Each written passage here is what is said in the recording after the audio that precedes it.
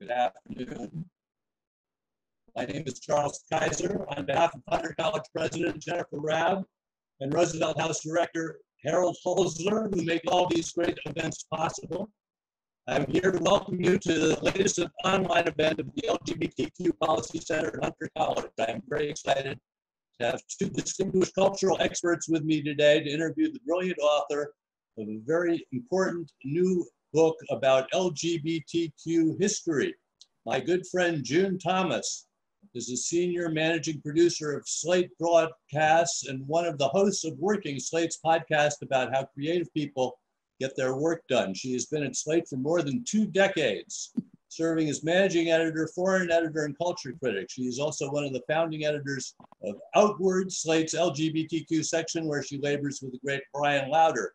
June has also written for Bloomberg Business Week, The Advocate, and Marie Claire, among many other publications, and she lives in Brooklyn.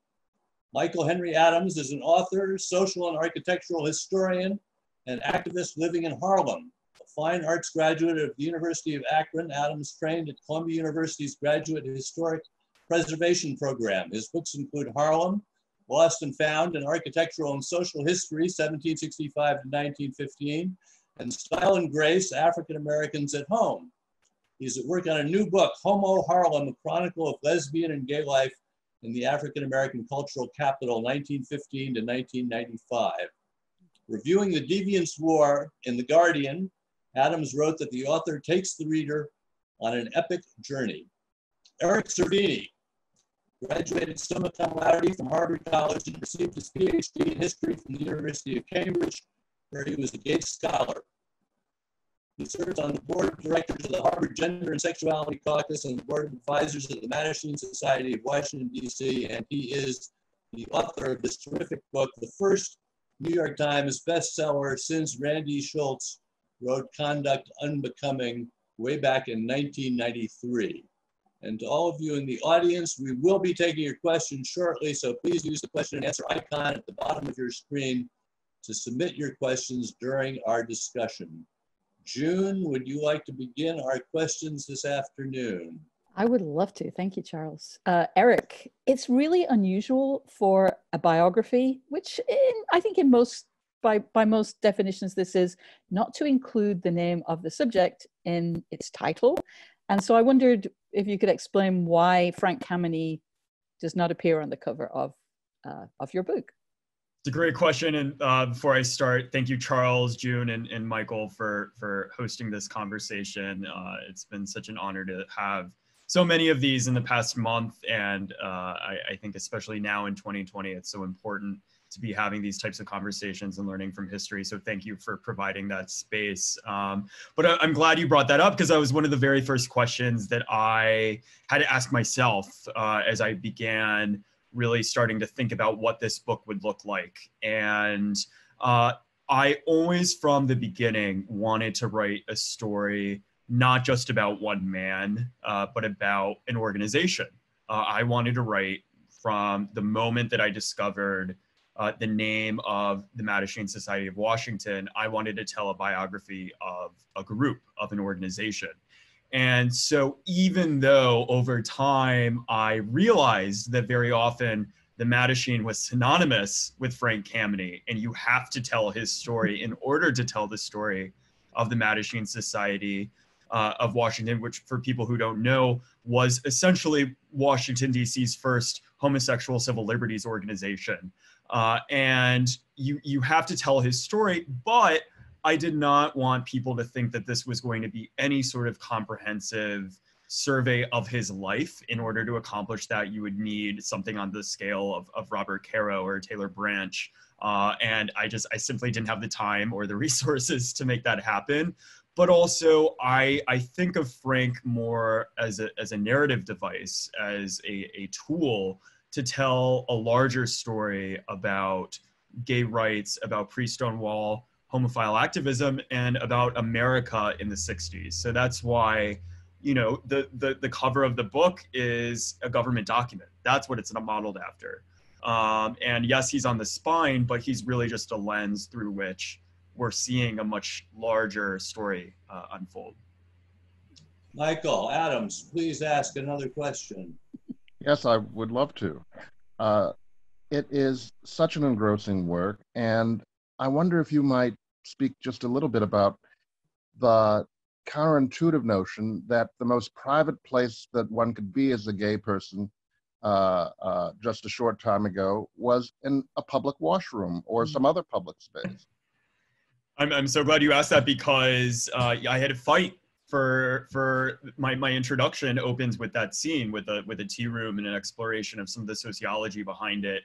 And I noticed throughout my research that all of those responsible for fighting the systematic persecution of sexual deviants, as they were called, the catalyst for their activism almost invariably was being discovered in a public restroom.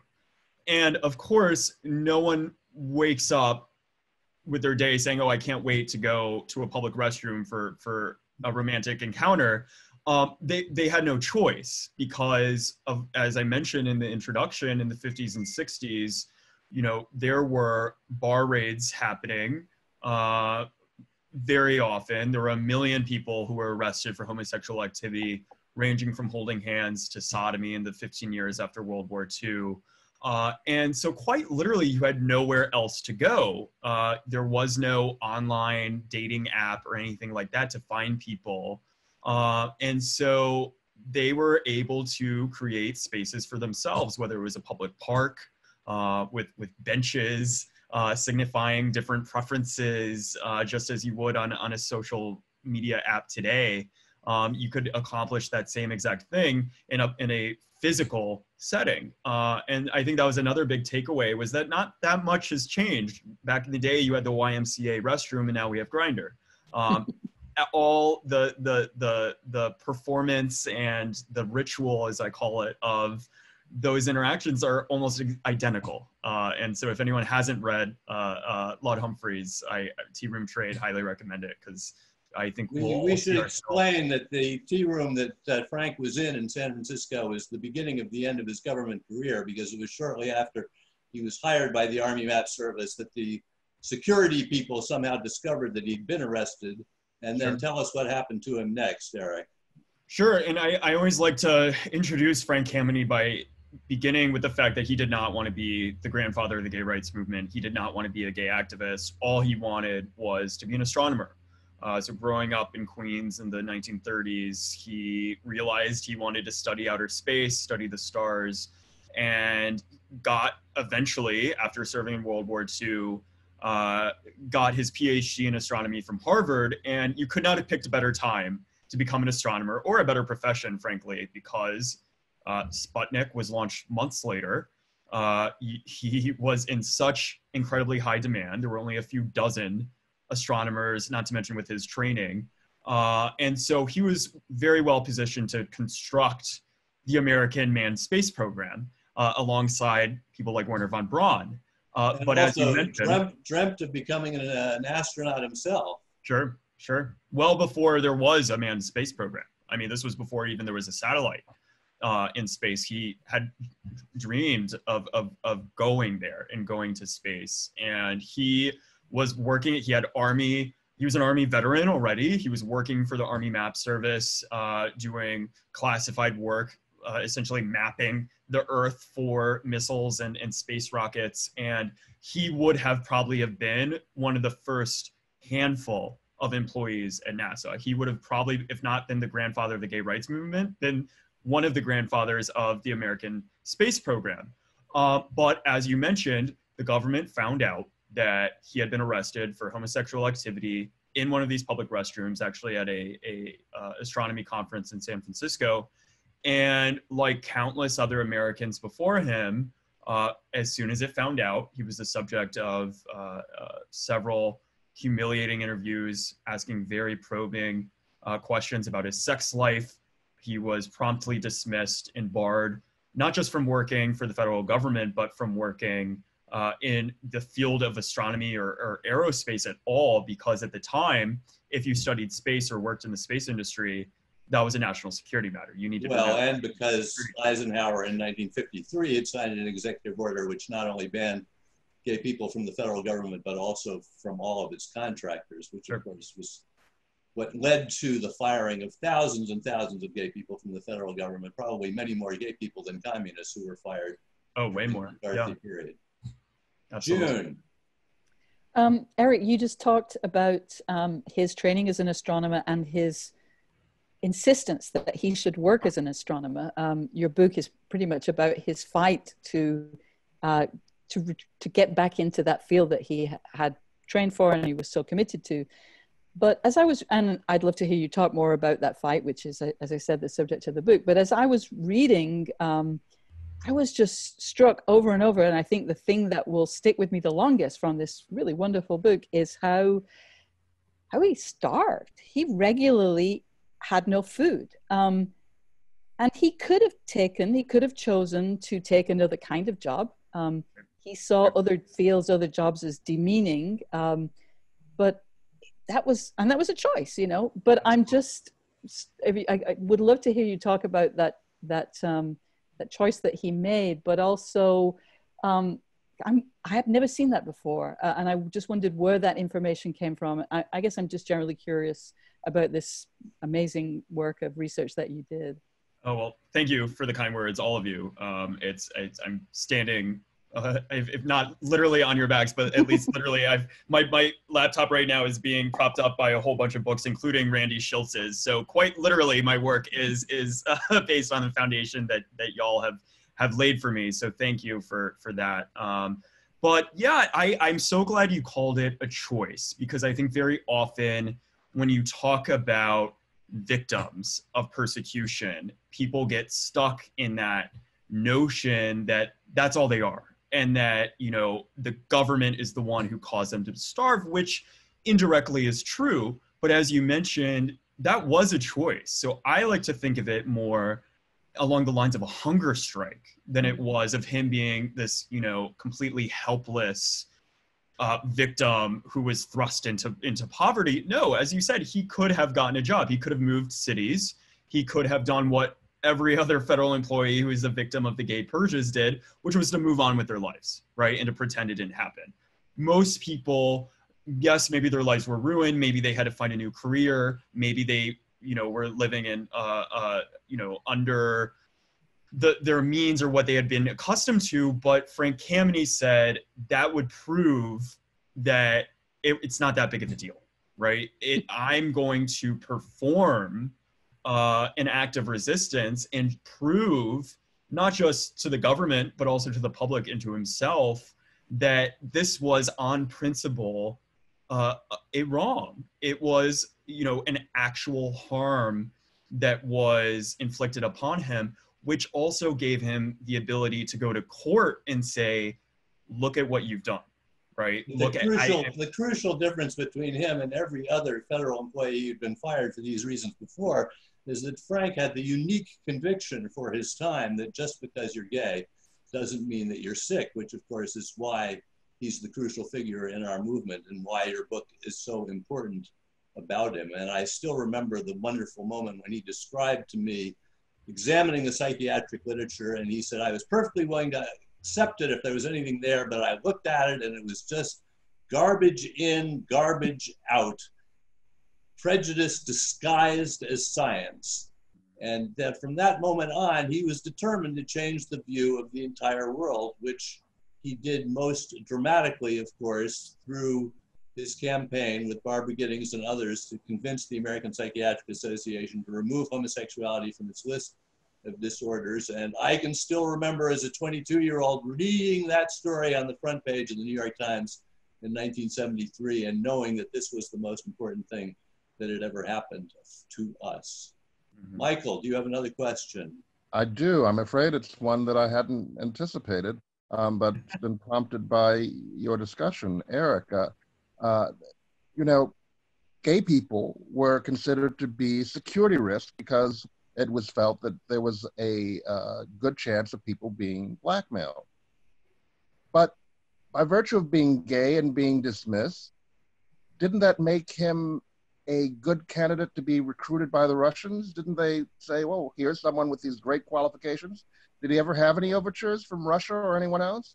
Not that I could find, but I don't want to give away too much of the book. He made that threat. He made that realization of saying, you're firing one of the most talented, well-trained, as we all know, he was not a humble man, right? He was one of the most talented, well-trained astronomers in the country. And the government was saying, we don't want you.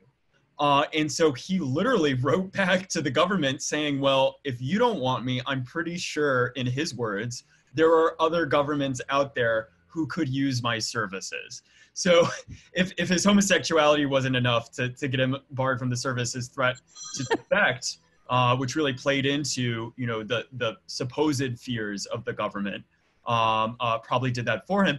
But what's important to realize, which is the point that he learned to make, to disprove the arbitrary rationale of the national security rationale for the purges, is that there were no instances of that ever happening, right? Of Soviet agents ever coming and recruiting or blackmailing gay federal employees. What there was instances of were straight federal employees, straight members of the military who were carrying on illicit affairs, who were sleeping with underage girls, right?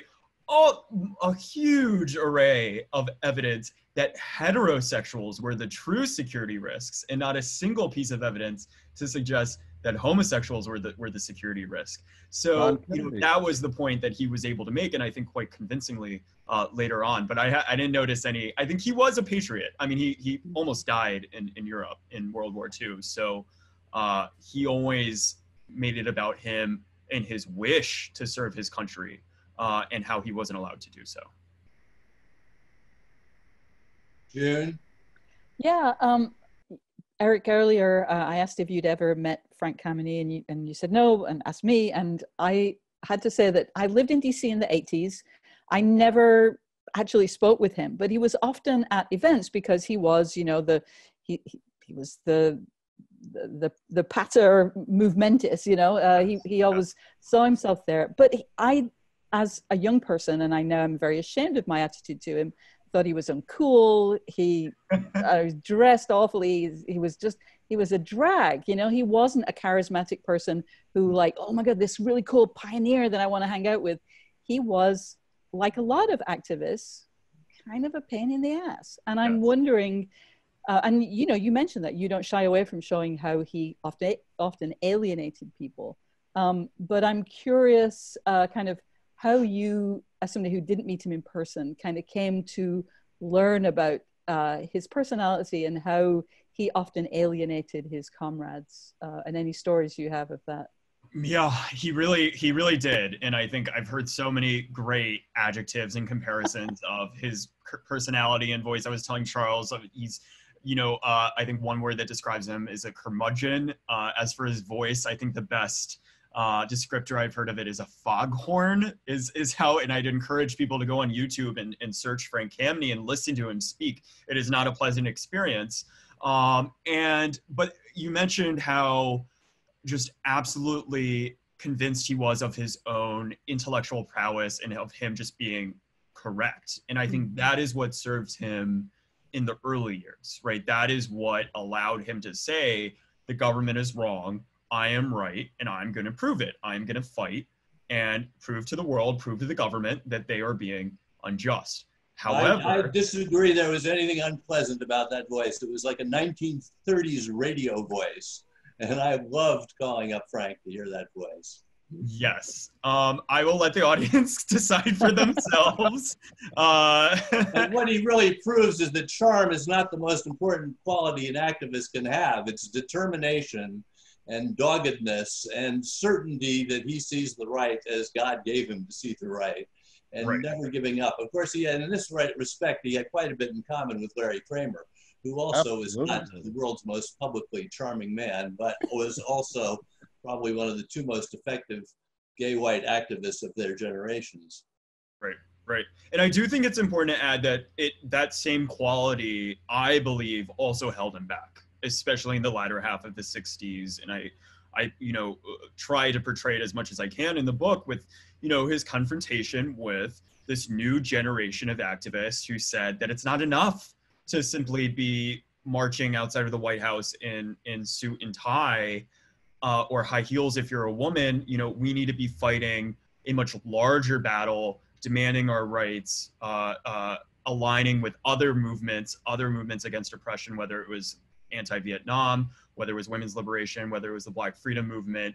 And he just wasn't able to see that and to see the potential. Well, but he wasn't able to see that. But on the other hand, you make a big point, and I agree with it entirely, that the principal inspiration for him, and indeed for the whole LGBTQ movement, was the example of the Black Civil Rights Movement, beginning with those courageous protesters who sat at the lunch counters at Woolworths in 1960. And I think it's extremely important for people to understand that this was the original inspiration and indeed the model for the entire legal strategy of the gay movement came from the Black Civil Rights Movement. And you write about that quite a lot in your book. Right. I just to chime in though, it's really striking at some point where other people start to say, look, you're so focused on wanting people to be able to work for the federal government, for the government, get government jobs. And many of us, that's the last thing we want. And you're setting up your protests. What did he say? You're not going to get a job for the government dressed like that. And he was like, well, I don't want one anyway. Right. And so that was something that set him apart. And quite frankly, that's why we don't know his name, right? That's why there hasn't been a book written about him, because he allowed the movement to progress without him. And because he remained so wedded to the strategy of respectability, which was valid and served its purpose and should be studied and appreciated for what it was. But he ultimately... He was the perfect gay activist for 1965.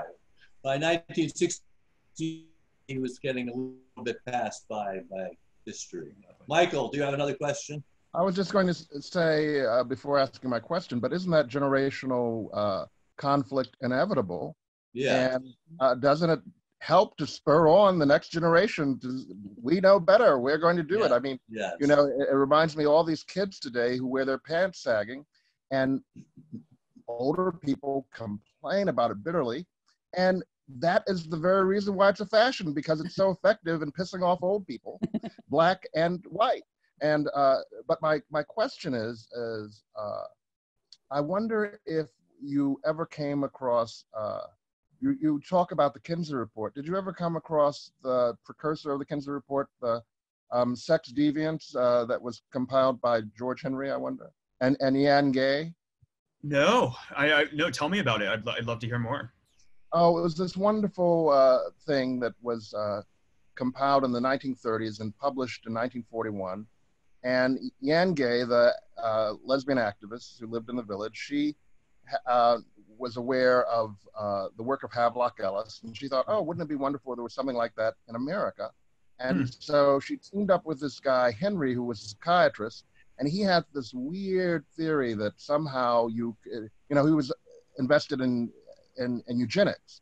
And he had this notion that one could examine and discover physical traits and genitalia that would discern who was gay and who was not. And he did this incredible study anonymously of all of these, something like 400 subjects, about 5 of whom are African-American. And it is astonishing, because you spoke earlier about how so little has changed. What you find is that the slang and sex terms, all of those things are the same today, pretty much, as they were way back in the 1930s. Yes. But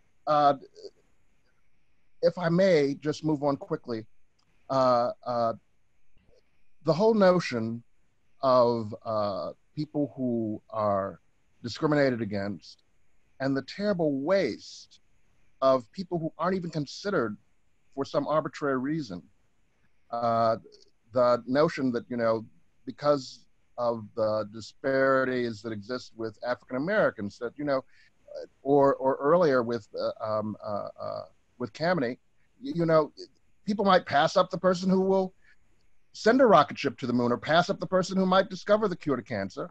It's just so terrible. And it's all, of course, being brought out by the youth today in the streets at last at a sort of unpropitious time, but wow, it's so amazing to see what's occurring. And I wonder if you would talk about that kind of coalition building, that it, despite his gift for antagonizing people, Kameny seemed pretty gifted at forming coalitions with diverse groups of people who you wouldn't ordinarily expect would have been brought in under the big tent. Absolutely. And I've been trying, anytime I do get on my soapbox, especially in the past month, and if there's anything that anyone takes away from the book, I hope it is that it wasn't just about Stonewall, which was led by, of course, trans folks, by people of color. It's all of Pride that was borrowed from the Black Freedom Movement, whether it was Frank Kameny declaring that homosexuality was a moral good, following in the footsteps of the Black students in Greensboro, who in 1960 were reclaiming pride, or reclaiming morality rather for themselves, whether it was following the footsteps almost literally of Bayard Rustin, organizing a delegation at the 1963 March on Washington. Frank Kameny was there with 7 Mattachine members, wondering, are we ready? Can we do this yet? And what do you know? A year later, homosexuals are marching. Then you say a few words about the importance of Bayard Rustin, because there may be a lot of people watching who don't realize what a crucial figure he was. Yes, thank you. I hope to change that, because I don't think you can tell Frank Kameny's story without also telling Bayard Rustin's story, because I like to think of Frank Kameny as a Xerox machine. He was taking the strategies that were proven effective time and time again within the Black Freedom Movement, whether it was from Montgomery to Greensboro to Washington, D.C. What people don't realize is, as you said, the 63 March on Washington, at which Dr. King declared, "I have a dream," was organized by Bayard Rustin, a gay Black man. And not only that, but he was exposed as such by Strom Thurmond on the Senate floor, only days before the march. So the entire world knew that this march was organized by a gay Black man, as did Frank Kameny. So if you're standing in a crowd of 250,000 people witnessing this moment of history and seeing JFK pledging support for a civil rights bill, as a homosexual... There was a gay contingent in that crowd. I don't think they identified themselves, but there was... No, they decided not to. As Jack Nichols put it, because it would be considered impolite. Right. Because if you're holding signs saying homosexuals support the Black Freedom Movement, well, that could actually hurt the movement. And so, yes, time and time again, you see the gay rights movement using strategies from the Black Freedom Movement every step of the way. But you mentioned coalitions, and I think that's actually one of the sad parts of the book, is how often you see these opportunities for formalized coalitions, whether it's Black revolutionaries in '69 coming to the gay activists, coming to Frank Kameny and saying, hey, we're fighting the same enemy. Let's team up and fight them together. You see the FBI being terrified of this happening, of these two movements formally building an alliance, but nothing happens. They're all missed opportunities. And the pre-Stonewall gay rights movement and post-Stonewall remains overwhelmingly white, overwhelmingly male-dominated. And that's something that we have to be critical of and ask, how did we allow that to happen? And what does that mean for today when we're celebrating successes? Well, today, there's never been a moment more urgency for the LGBTQ movement to unite with the Black movement, to bring about the fundamental change that this country has needed for so long. And that, I think, is what is most hopeful about everything that has happened in the streets for the last 2 months. Absolutely. I want to recall some of the words that you quote, Eric, which are what made Frank such an extraordinary visionary. And this is from his brief when he appealed his dismissal to the United States Supreme Court and described the government rules banning homosexuals from federal employment as a stench in the nostrils of decent people, an offense against morality, an abandonment of reason, an affront to human dignity, an improper restraint upon proper freedom and liberty, a disgrace to any civilized society and a violation of all that this nation stands for. Well, of course, when he wrote those words, there were about 3 other people in the world who thought he wasn't out of his mind. And we have lived long enough to have a conservative Supreme Court in 2020 affirm that idea, to the general astonishment of most of us, in its decision just last month, which finally said that there is no right to fire someone because they're gay or lesbian or trans. And that is really a measure of what amazing foresight Frank had. Absolutely, absolutely. And one thing that I focus on more so in my dissertation, I focused more on the alliance, speaking of coalition building. The greatest contribution, I argue, and it's in the book, if you really want the dense analysis, it's in the endnotes, but I believe the chief contribution of Frank Kameny and the Mattachine Society of Washington was the invention of what I call the proud plaintiff, right? A disgraced federal employee or LGBTQ plus American who declares that homosexuality is in fact a moral good as a legal tool in order to prove that the government's argument that homosexuality is a moral harm to society is arbitrary and unconstitutional. At a time when places like the Mattachine Society, the only gay organization around in Washington, D.C., regularly invited psychiatrists to address the meetings and explain to everybody in the room that they were sick and that they needed to get well into the 60s they were doing well into the 60s. And there was a big fight for Frank to get first the New Washington Mattachine Society and then the New York Mattachine Society to adopt the resolution saying just because you're gay doesn't mean you're sick. It was a fight among homosexuals before it was a fight in the larger society, which is a remarkable thing for all of us to remember. Right, absolutely. June, do you have one more question? I sure do. Eric, one of the parts of the book that I was least familiar with was Kameny's 1970 bid for Congress. I had not seen that covered much. And I wondered how, he was then at a stage where he'd kind of lost his fight in a certain sense, or for his own particular job, although obviously great change was happening. If you could just kind of talk about that campaign and what it taught him, what it did for LGBTQ Americans. Yeah.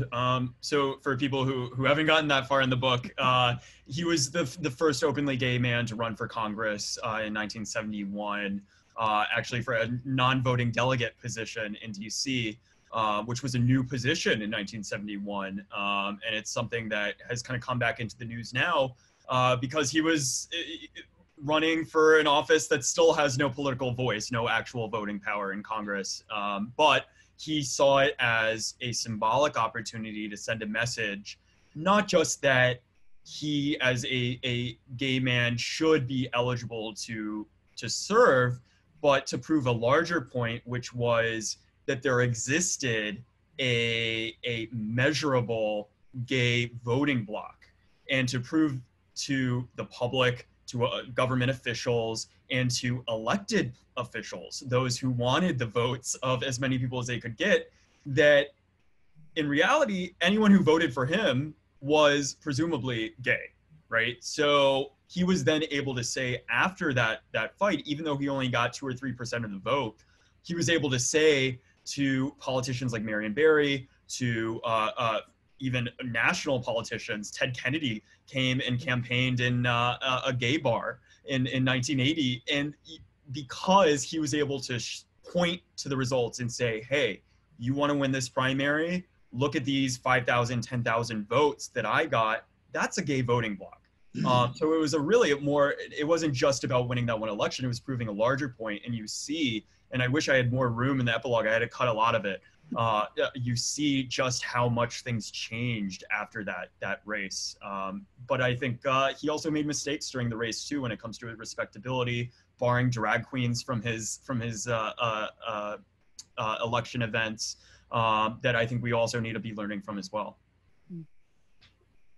Yeah, it was a very important campaign. Of course, it wasn't until 1992 that a presidential candidate not only solicited the support of the LGBT community, but was elected, and that was Bill Clinton. And of course, in many ways, he was a disappointment because he was unable to carry through on his pledge to allow gays to serve openly in the military. But I think it's important to remember that the main reasons that that never happened were two men named Sam Nunn and Colin Powell, who joined together to oppose what was a very obvious, needed, necessary reform. And then, of course, Bill also did sign in the middle of the night the Defense of Marriage Act. But nevertheless, he had a gay chief of staff in the White House, Sean Maloney, who's now a member of Congress. And it was a moment of great progress to have people like that in the White House for the first time.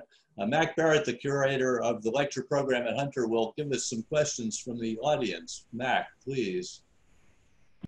Hello, everybody. Yes, Welcome. I've got a few questions to share with you from the audience. I'll begin with a question from William Toner, who just wants to know what book it was that was referred to in the context of the discussion of tea rooms, I believe at the beginning.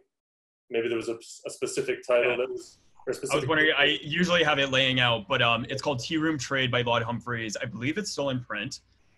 It's actually mostly taught as a case study in what not to do in sociological research when it comes especially to privacy concerns, because his methodology is absurd but also fascinating. And so if you want a really simplified explanation of what he did, you can read the introduction to my book. If you go on Amazon, you can actually read the entire introduction for free. But if you want even more, read the whole book because it's something else. Okay, here's a question from Russell T. Davies. First, Russell observes that there are astonishing similarities between Frank and Alan Turing, both scientists, both arrested for a sexual act in public, both sacked just 5 years apart, but poor Turing killed himself while Kemeny fought back. Turing has a memorial in Manchester, but we need new statues. Where would you put Frank's statue? Well, there is a Frank Kameny Way, I believe, in DC. I think he should have statues, but also so should Bayard Rustin, and so should Barbara Giddings, and so should everyone within the movement. I know they're I don't know if it exists yet, but I know Marsha P. Johnson and Sylvia Rivera are supposed to have a statue. Does anyone know if it's actually been built yet? I'm not sure. Yeah, they're supposed to have one as well, as they should. And so, we're having a lot of discussion also of what statues mean and signify. And I think for him, he would be titillated and excited about it. But I think his real legacy is in the Supreme Court decision that we had just this past month. I mean, it's truly the culmination of a 60-year battle that he initiated. You mentioned Bayard Rustin. Bruce Rosen wants to know, did Kemeny personally know Rustin, and also did he know James Baldwin? Oh, if I could have been a fly on a wall on that hypothetical conversation, nothing would have brought me more joy. I couldn't find any evidence of them having ever been in the same room. They were in the same National Mall in '63. That's the most I could find. I believe I did see references of Frank reading Baldwin, but couldn't find any of them actually meeting. One can only dream. We should recall that it was when Frank was watching television and he saw Stokely Carmichael say "Black is beautiful" that he said to himself, "We need something like that," and invented "Gay is good." Regina Linder adds that she wants you to all know that there is a way off-Broadway play about Bayard Rustin currently streaming. Tonight. No question there, just some information. It's tonight, yes. It's called, I believe it's called Bayard the Musical. I think it starts showing in like an hour or two, and you can stream it online. I have tickets. I'm so excited about it. And it's all for charity. So if you Google it, maybe someone can post the link in the discussion. But I'm so excited to watch it, and I've heard great things. Huh. Dan Sheffy asks, did Frank have any specific political leanings or partisan direction? Barbara Giddings asked him that question, and he identified himself as leftist but not revolutionary, I think was his terminology. So he was very much in favor of working through the system, and that didn't serve him very well in the late 60s, of course, but I think it paid off, and it showed when he was willing to think outside the box and make some pretty avant-garde claims in terms of legal strategy. It really did pay off. Eric, describe a little bit what it was like when you first saw his Frank's archive, and how big is it, and what you decided that it really was in terms of secret history. Yeah. So for people who don't know, Frank's papers are stored in the Library of Congress in DC, not in the beautiful Jefferson building, but in the very ugly, dystopian looking Madison building next door. And so in the manuscripts room, he essentially survived his final years because the Campany Papers Project, people like Charles Francis and Bob Wittek, essentially facilitated his sale of his personal papers that were then donated to the Library of Congress. I believe it is the largest individual LGBTQ plus collection in the world, hundreds and hundreds of thousands of pages. Once it's back open, I recommend anyone, if you're based in DC or visiting, go look at the press releases that he typed up in April of '65 for the very first gay demonstration outside of the White House. You can hold them with your own hands. And I had the honor of having that experience for the first time in 2013.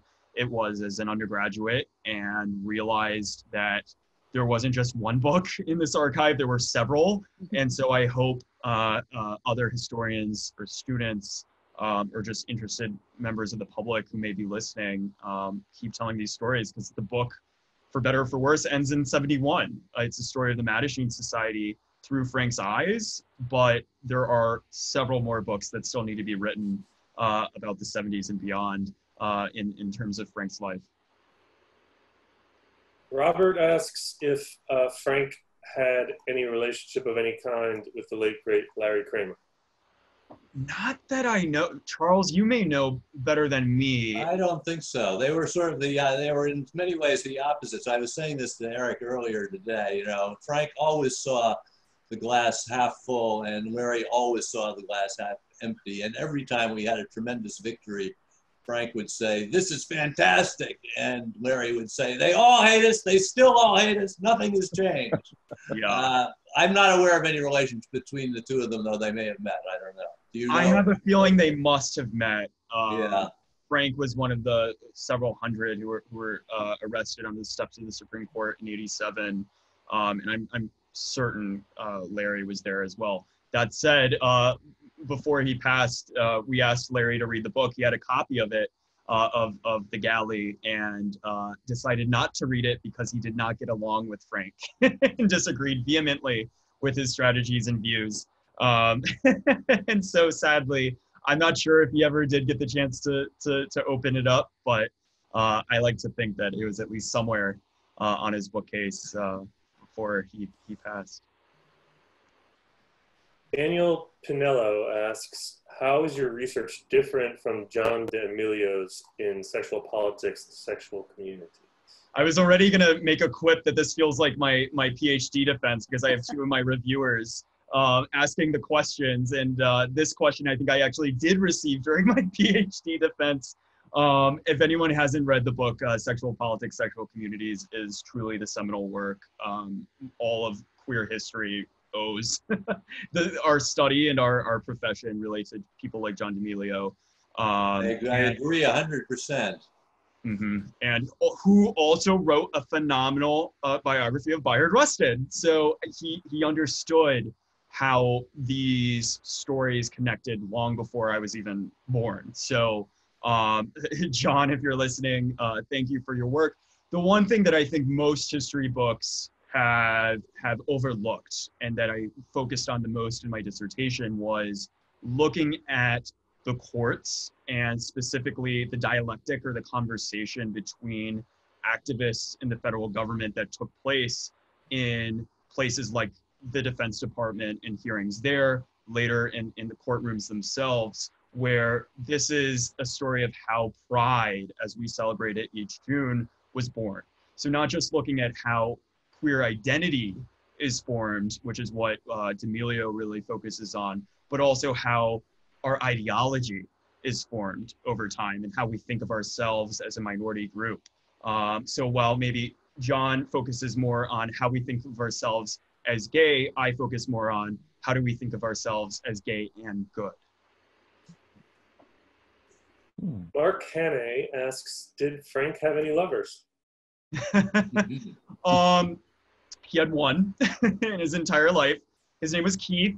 I can't remember whose review, I think it was the New Yorker review, called me out because I could not find his last name. Frank, the only time he ever talked about him that I could find was in a 10-hour interview with Barbara Giddings in 1971, where he kind of actually had an unfiltered explanation of that love story when he was getting his PhD and doing research in Tucson, Arizona, and was very romantic about how he lost his virginity with this young physics student. And that was it. He was, in his late 20s when this happened.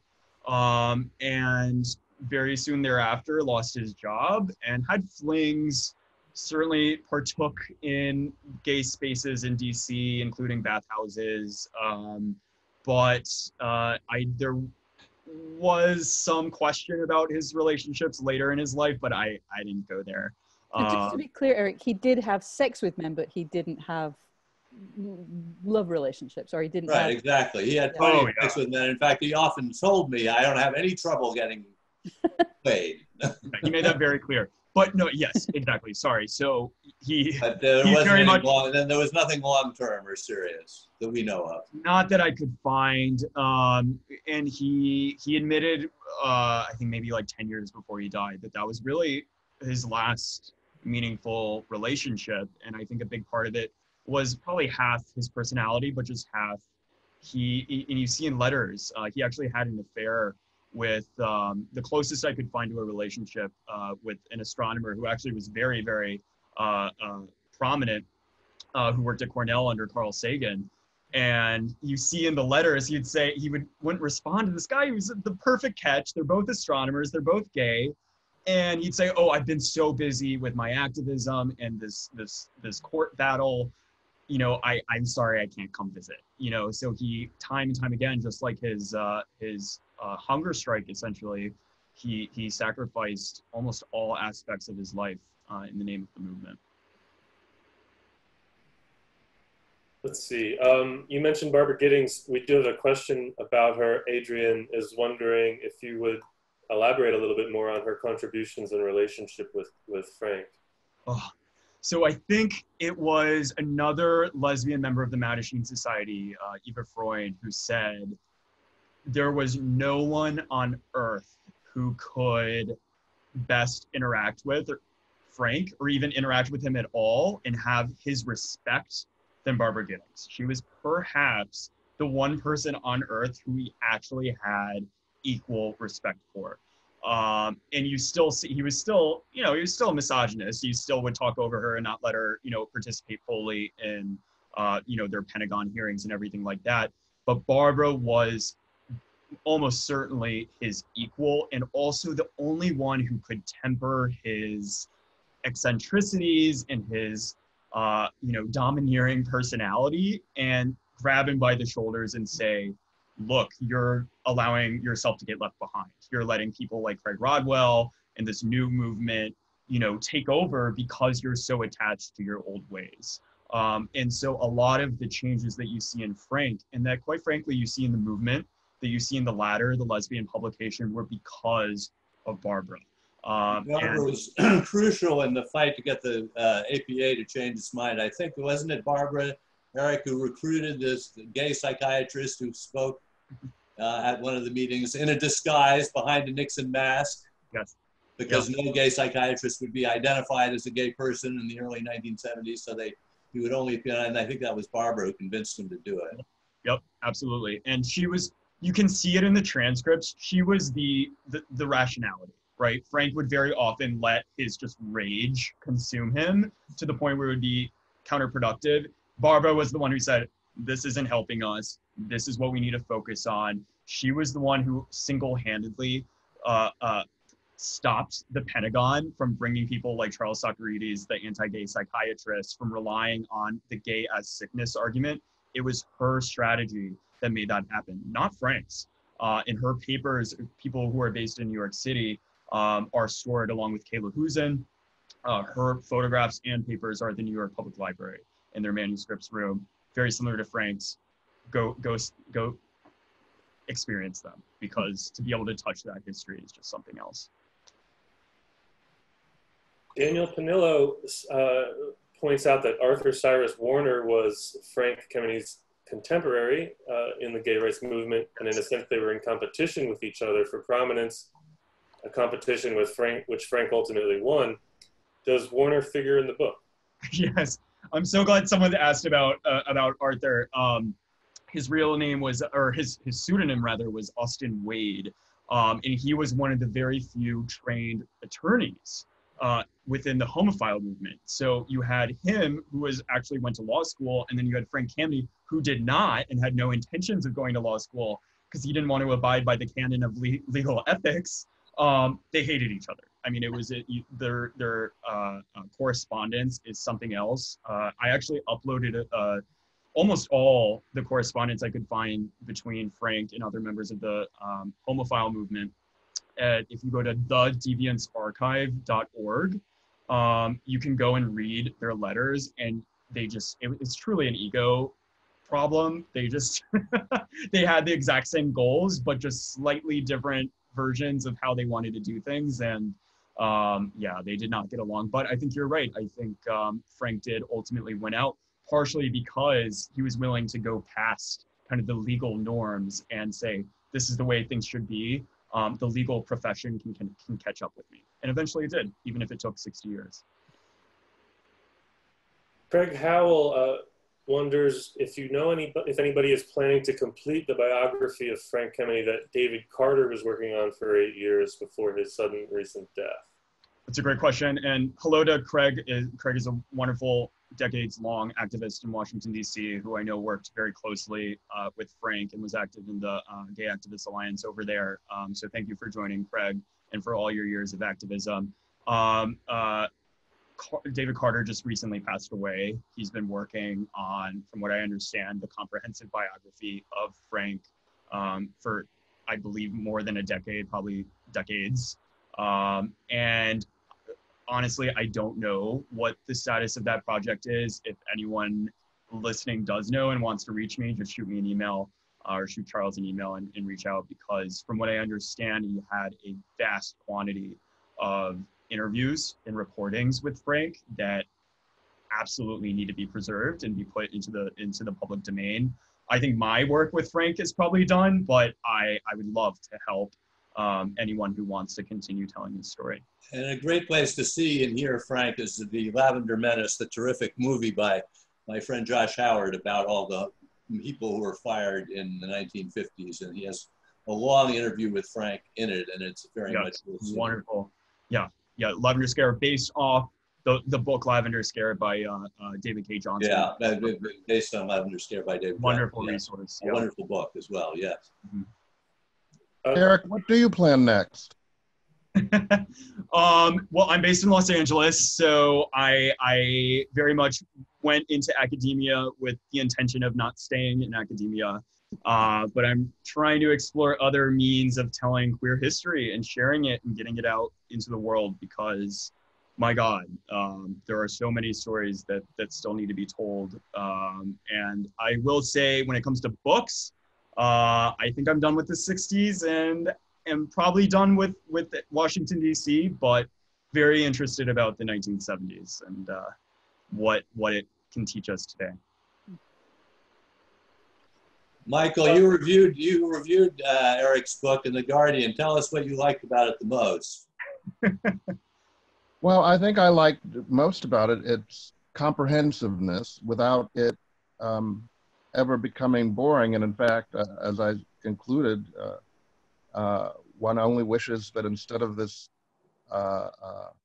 synopsis at the end, that there were 500 pages more. It's not every book you can say that about, I can assure you. Very few, actually.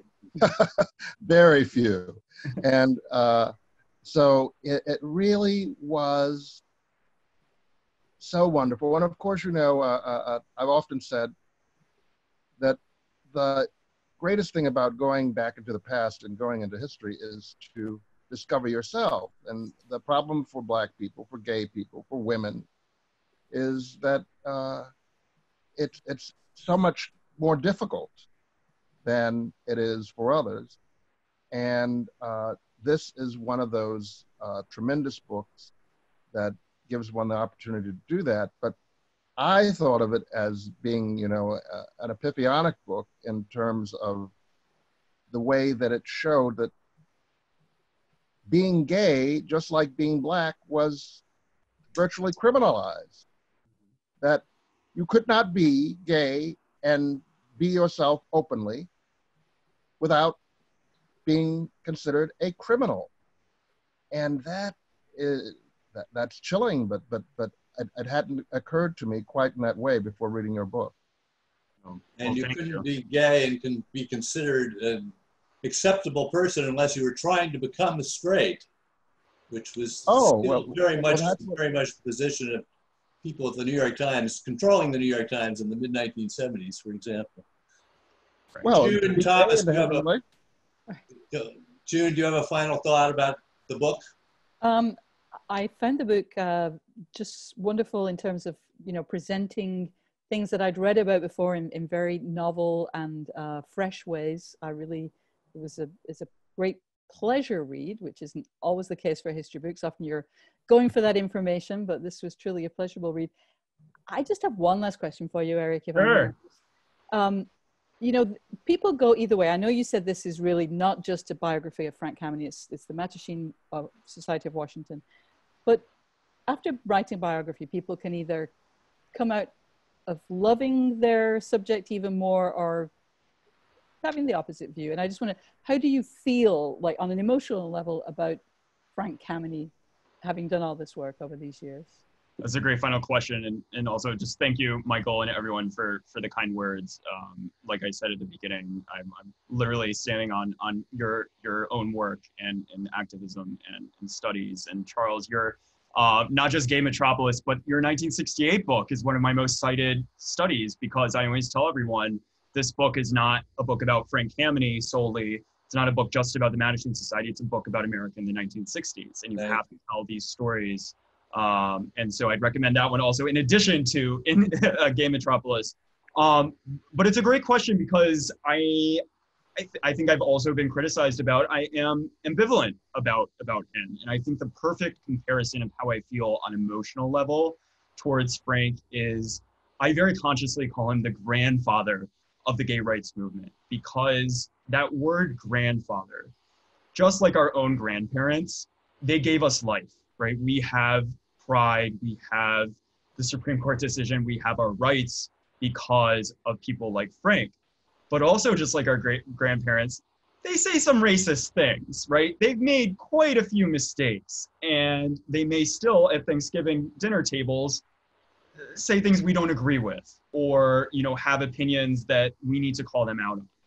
And that's also how I view Frank, and view a lot of people like Harry Hay and Barbara Giddings as my grandparents, where I have to honor them and respect them and tell their stories, but also learn from their mistakes, because there were a lot. And I think we have to tell that part of their story in order to actually understand how to continue their activism and their legacies today.